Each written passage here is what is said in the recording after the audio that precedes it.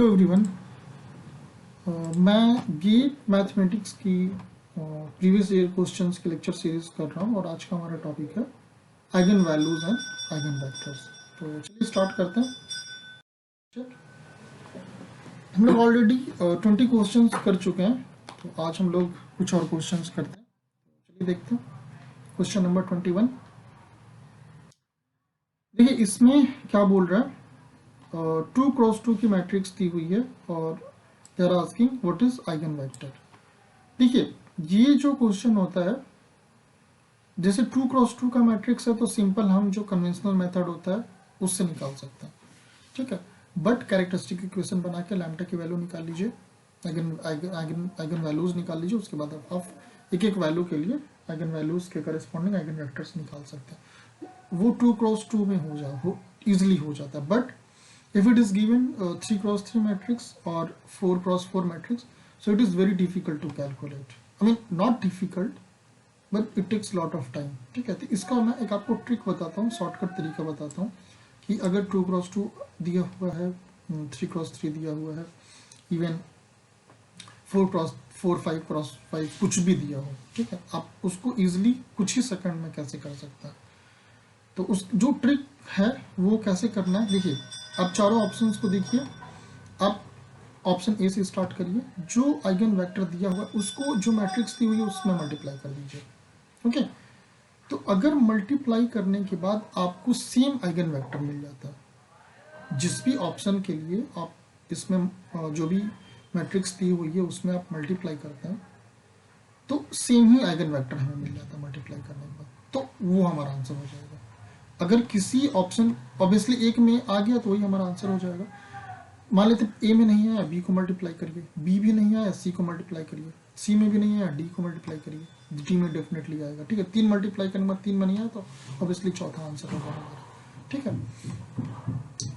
तो आपको कॉन्सेप्ट को समझिएगा, जो आइगन वेक्टर दिया हुआ है उसको आप मैट्रिक्स में मल्टीप्लाई करिए, जिस आइगन वेक्टर के लिए हमको सेम आइगन वेक्टर मिल जाए वही हमारा आंसर हो जाता है, ठीक है। आप ये ट्रिक याद रखिएगा बस, ठीक है। लेकिन इस वाले क्वेश्चन को हम लोग कन्वेंशनल मेथड से भी करके देख लेते हैं। करते हैं तो पहले तो आपको कैरेक्टरिस्टिक इक्वेशन लिखना होगा, that is nothing but a minus lambda i2 okay is equal to 0। उसके बाद आपको मिलेगा -4 minus lambda 2 4 3 minus lambda is equal to 0। ये आपको लिखने आता होगा, ये सब मुझे बताने की जरूरत नहीं है। अगर आप बीटेक वगैरह किए हैं तो इजिली इवन 12th का बच्चा भी इसको बता देगा, तो मुझे नहीं लगता कि आपको इसको ज़्यादा समझाने की ज़रूरत है, ठीक है। आप इसको क्रॉस मल्टीप्लाई करिए ऐसे और ऐसे, ठीक है।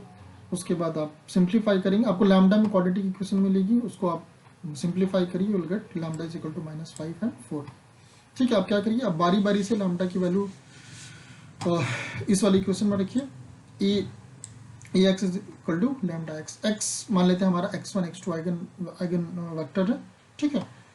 तो this will be the equation, okay, lambda की वैल्यू -5।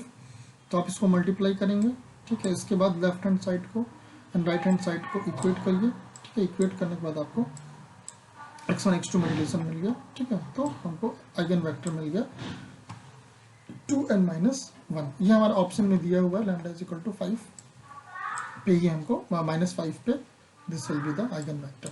ये हमारा देखिए कन्वेंशनल मेथड है, इतना लंबा हमें करने की जरूरत नहीं है। जो मैंने आपको बताया है उसमें बस आप आइगन वेक्टर को मैट्रिक्स में मल्टीप्लाई करिए, वही आ जाता है।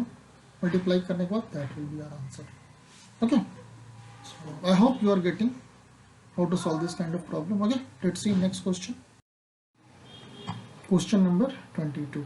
देखिए ये क्वेश्चन देखने में काफी बड़ा लग रहा है but it's very simple question. What is saying, the eigenvalue and corresponding eigenvectors of 2x2 matrix are given, ठीक है। 2x2 मैट्रिक्स की हमको eigen value and eigen vector दिया हुआ, तो बोला कि वो मैट्रिक्स बताइए, what will be the matrix. ये इसी के 2006 में आया हुआ है। देखिए इस एक प्रॉपर्टी होती है, ये लाइन आप पढ़िए, ठीक है। अब इसको पढ़िए नहीं, इसको याद कर लीजिए, नोट कर लीजिए, ठीक है, रट लीजिए जैसे जो भी करना है, ठीक है। आप इसको याद रखिए, पक्का आपको एक नंबर या 2 नंबर गेट के एग्जाम में दिलाना ही दिलाना है, ठीक है। क्या बोल रहा है, sum of eigen values is equal to trace of A is equal to sum of diagonal element, ठीक है। Sum of eigen values is equal to trace of A is equal to sum of diagonal element, ठीक है। अब देखिए हमें ये सब conventional method से नहीं करना है कि चलिए मैट्रिक्स निकालते, नहीं। आपको क्या करना है, ये मान लेते हैं ये चारों हमारे मैट्रिक्स हैं और ये हमारा आइगन वैल्यू है, इन दोनों को ऐड करिए, λ1 + λ2 = 12।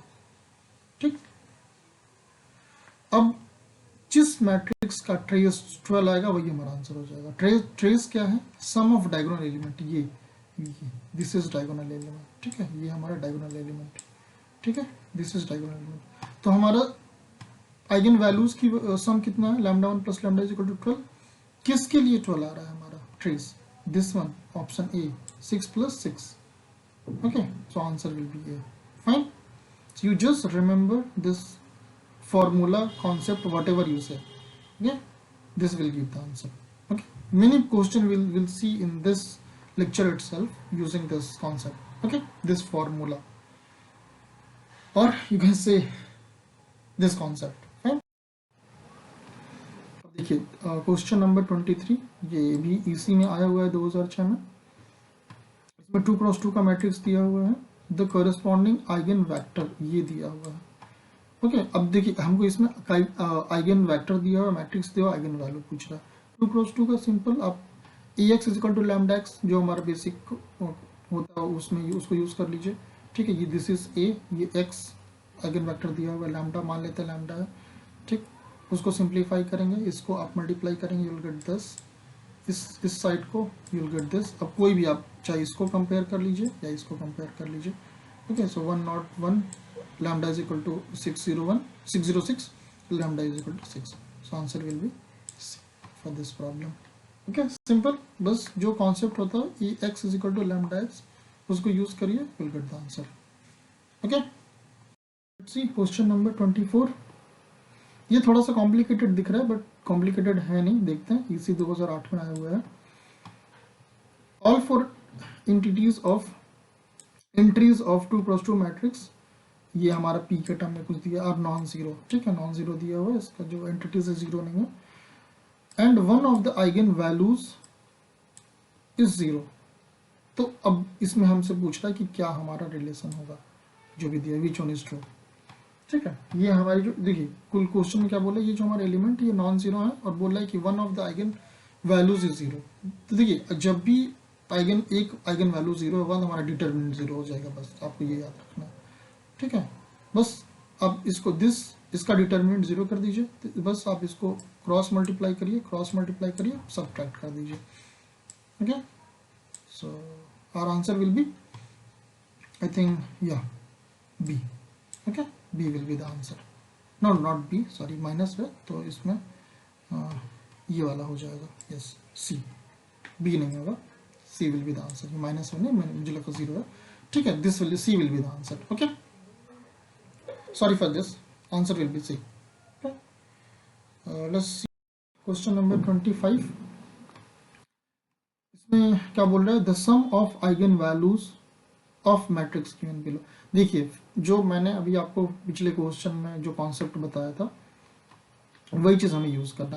अब देखिए इसको अगर आप नॉर्मल मेथड से करने जाएंगे, इसका आइगन वैल्यूज निकालिए, फिर उसको ऐड करिए, तो वो काफी टाइम ले लेगा। बस सिंपल इसका आंसर क्या होगा, sum of eigen values is equal to trace of A. Trace of A is sum of diagonal element. Okay, that will be 7, so answer will be second. एक सेकंड में इसका answer निकलेगा। Gate के 2004 में आया हुआ है। ठीक है, गेट 2004 मैकेनिकल को आज तक के गेट का सबसे टफ पेपर माना गया है। ओके, इसके हर क्वेश्चन एक से एक क्वेश्चन थे। अगर आपको कहीं से मिलता है आप देखिएगा, it is very difficult to solve problem of 2004 GATE, specially of mechanical. Okay, मैं खुद भी मैकेनिकल का हूं तो मुझे पता है। तो ठीक है, अब देखिए ये इसमें डायरेक्ट प्रॉपर्टी पूछ लिया। अगर आप इसको कन्वेंशनल से करने जाएंगे तो आधा घंटा एक क्वेश्चन में लग जाएगा। ठीक है, तो इसका answer will be 7। Fine, let's go to question number 26। ये भी गेट 2004 में आया हुआ है। For which value of x will the matrix given below will be singular। देखिए सिंगुलर के लिए क्या होता है, डिटर्मिनेंट जीरो हो जाता है, डिटर्मिनेंट जीरो हो जाता है। ठीक है, तो बस डिटर्मिनेंट ऑफ ए जीरो कर लीजिए। अब ये आपको मैट्रिक्स ओपन करने आता होगा, कैसे ओपन करना है।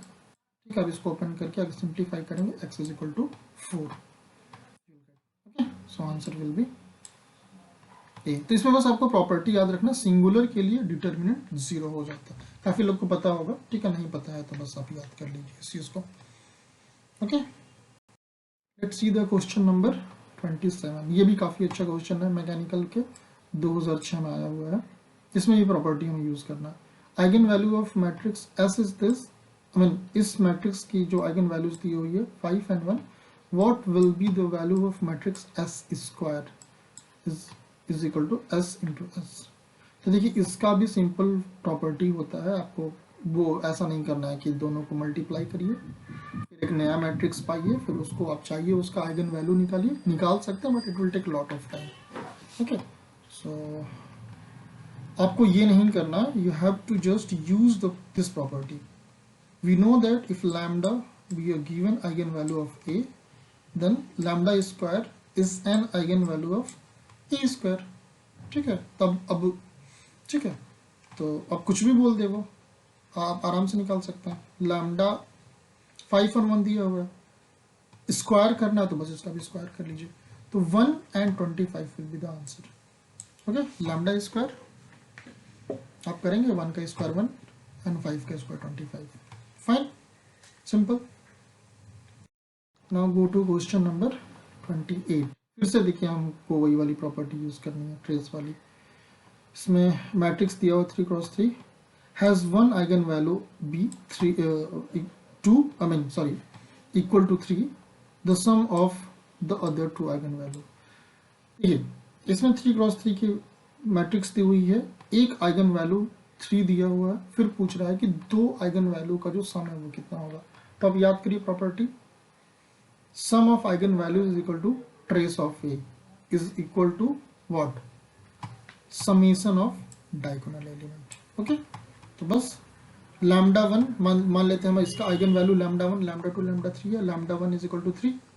ओके, सो दिस इज 3, तो इसका ट्रेस क्या हो जाएगा, summation of diagonal element 1 + 0 + p, 1 + 0 + p, ये हमको मिल जाएगा p + 1। ओके, अब ये lambda 1 + lambda 2 + lambda 3 is equal to p + 1। तो हमको क्या पूछ रहा है, लैम्डा 2 + लैम्डा 3 की वैल्यू पूछ रहा है, तो lambda 2 + lambda 3 will be p + 1 - 3, so p - 2, answer will B c। Okay, simple. तो देखिए इस लेक्चर में हम लोग 3 से 4 क्वेश्चन कर चुके हैं इस सिंगल कॉन्सेप्ट। ऐसा नहीं है कि सिर्फ ऐसे ही, आप दूसरे ब्रांच में देखेंगे तो सब में आया हुआ है। ओके, ठीक है, ये यहाँ पे हम लोग इस लेक्चर को कंप्लीट करते हैं। मुझे आशा है कि आपको ये अच्छा लगा होगा। Thank you for watching.